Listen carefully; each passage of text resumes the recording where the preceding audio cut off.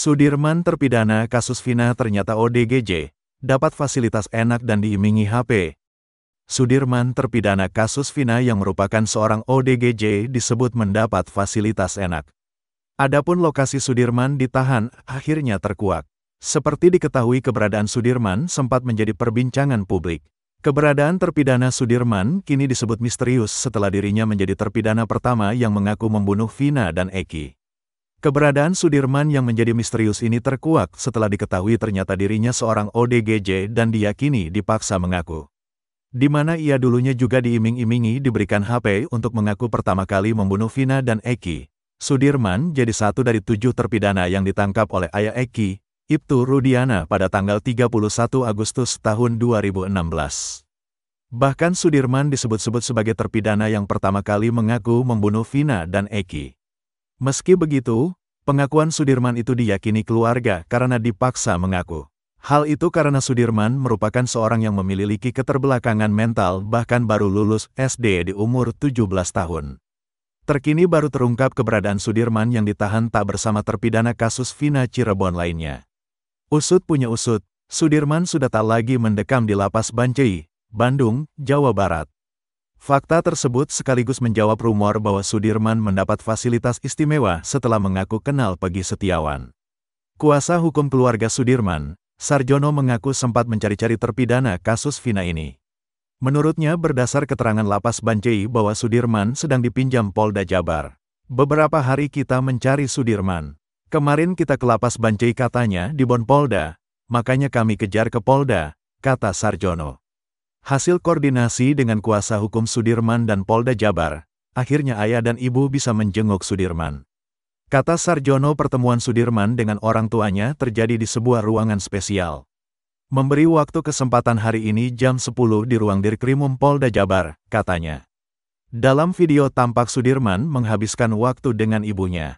Dia menyuapi ibunya yang terus menangis melihat kondisi Sudirman. Kondisi berbeda dengan yang dialami Peggy Setiawan. Sehari sebelumnya ibu dan ayah juga menjenguk Peggy Setiawan. Kartini dan Rudi Irawan membawa ikan tongkil dan orek tempe untuk disantap bersama Peggy Setiawan di Polda Jabar. Ayahnya, Suratno, mengatakan bahwa kondisi Sudirman saat ini sehat. Sehat alhamdulillah, gak ada keluhan, kata Suratno. Dia juga merasa lega setelah bertemu Sudirman. Wajar saja keluarga sempat kesulitan mencari keberadaan Sudirman. Rasa enak, lega tadinya kan gak plong, katanya. Pada Sudirman, Suratno berpesan untuk tidak mengubah-ubah keterangannya pada penyidik kasus Vina Cirebon. Kalau ngomong itu yang benar, jangan sampai salah, jangan berubah-ubah, kata Suratno. Menurut Suratno, Sudirman juga mengucap permintaan khusus pada kedua orang tuanya. Tadi Sudirman meminta doa supaya sehat-sehat saja, katanya. Kuasa hukum terpidana kasus Vina, Ruli Panggabean, mengatakan bahwa Sudirman mendapat perlakuan khusus dibanding terpidana kasus Vina yang lain. Kita konfirmasi pada para terpidana ya, dia dalam kutip dapat perlakuan khusus, katanya. Kakak Sudirman, Benny Indrayana, mengatakan adiknya diminta mencabut kuasa dari pengacara dengan dijanjikan handphone baru. Minta cabut kuasa dari kuasa kami yang lama, jadi dikasih handphone Sudirman itu. Sudirman kan agak kurang, mungkin kalau diiming-imingi mungkin dia mau, kata Benny Indrayana. Sudirman pun, kata Benny, dijanjikan mendapat fasilitas dari polisi. Jadi melakukan semuanya, si Sudirman sudah melakukan semuanya, dari pihak kepolisian, ngomong ke saya. Sudirman saya kasih fasilitas enak, bilangnya gitu, kata Benny Indrayana. Menemukan CCTV, bahwa saksi sudah mengecek CCTV yang ada di lokasi kejadian, namun belum dibuka. Fakta baru dalam kasus pembunuhan Vina dan Eki di Cirebon, Jawa Barat pada tahun 2016 lalu terungkap. Kepolisian ternyata menemukan rekaman CCTV di lokasi pembunuhan, namun belum pernah dibuka. Informasi ini disampaikan oleh anggota tim kuasa hukum Peggy Setiawan, Tony RM, pada Sabtu 29 Juni 2024 malam. Ia menyoroti kesaksian dua anggota polisi, Dodi Irwanto dan Gugun Gumilar, dalam persidangan. Dalam kesaksian Dodi, ia bersama rekan-rekannya Ibtu Rudiana, ayah Eki, Bribka Gugun, dan Brigadir Andi Saprodi melakukan penyelidikan di sekitar tempat kejadian perkara. Penyelidikan dilakukan setelah mendapatkan informasi tentang pengeroyokan di depan SMPN 11 Cirebon. Setelah itu, 8 terpidana ditangkap dan diamankan bersama rekan-rekannya. Sesuai mengamankan para terpidana, kepolisian baru menemukan CCTV. Dodi menyatakan meskipun mereka sudah mengecek CCTV yang berada di lokasi kejadian, rekaman tersebut belum pernah dibuka. Hal serupa juga diungkapkan oleh Gugun dalam catatan putusan pengadilan. Menurut Tony, fakta ini menunjukkan bahwa CCTV yang seharusnya menjadi bukti kuat justru tidak digunakan dalam proses penyelidikan awal. Ia khawatir pelaku sebenarnya bukan 8 orang yang ditangkap saat ini. Ia lantas menantang Aibtu Rudiana membuka CCTV untuk membuktikan siapa pelaku sebenarnya. Kemudian diamankanlah 8 orang. Ya. Nah, setelah diamankan kemudian, jadi diamankan dulu nih ya.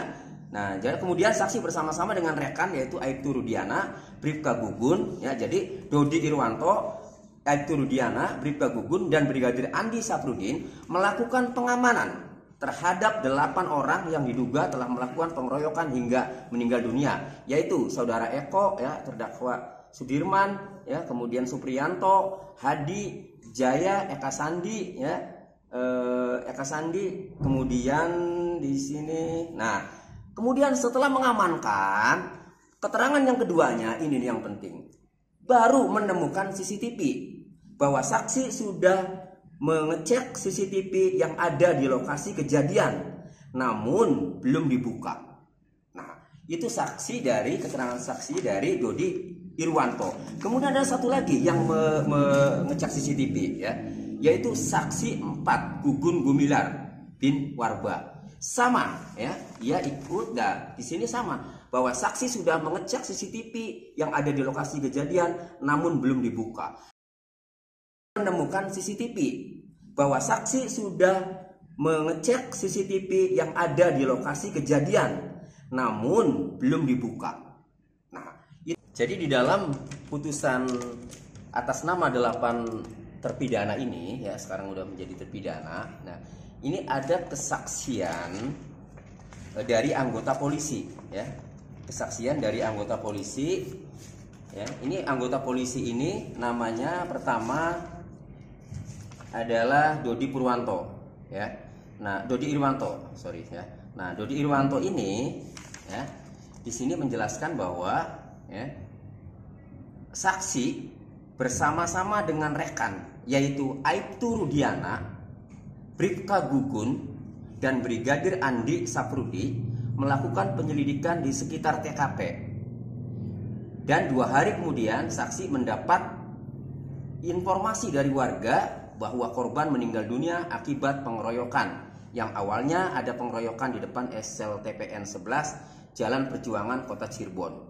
Nah, kemudian di sini saksi juga, ya, menemui saudara Aep, ya. Nah, sama Rudiana juga ikut. Nah, kemudian diamankanlah 8 orang, ya.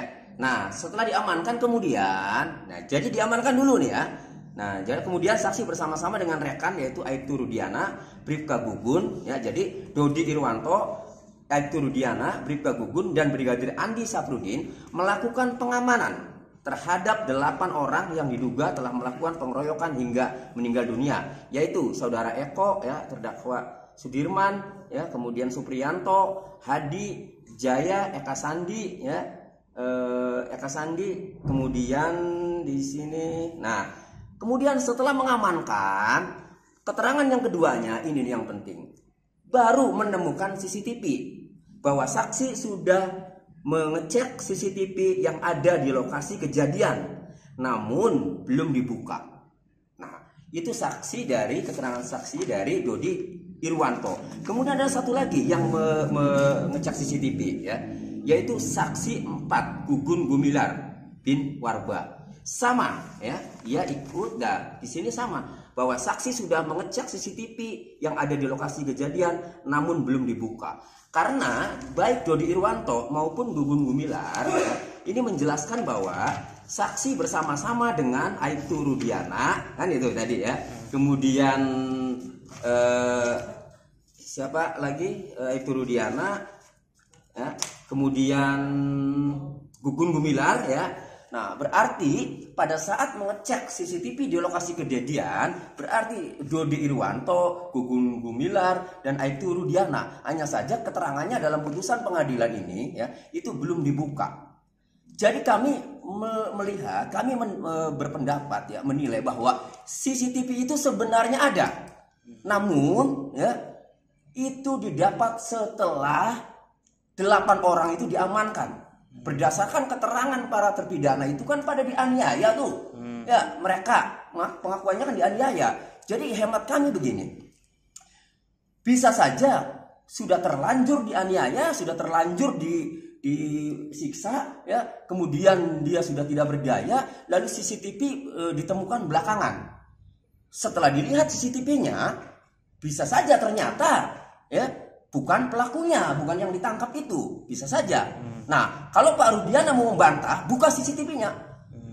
Kalau mau membantah, kan itu. Ini kan pendapat kami. Kenapa kami berpendapat seperti itu? Karena dari 2 kesaksian, ya, Pak Dodi Irwanto dan Gugun Gumilar, di sini CCTV belum dibuka. Kenapa belum dibuka? Ini untuk menghukum orang loh, seumur hidup. Masa nggak dibuka? Jadi akhirnya kami bisa berpendapat bahwa bisa saja ternyata setelah dibuka isinya itu pelakunya itu lain, ya, bukan yang sudah diamankan 8 orang itu.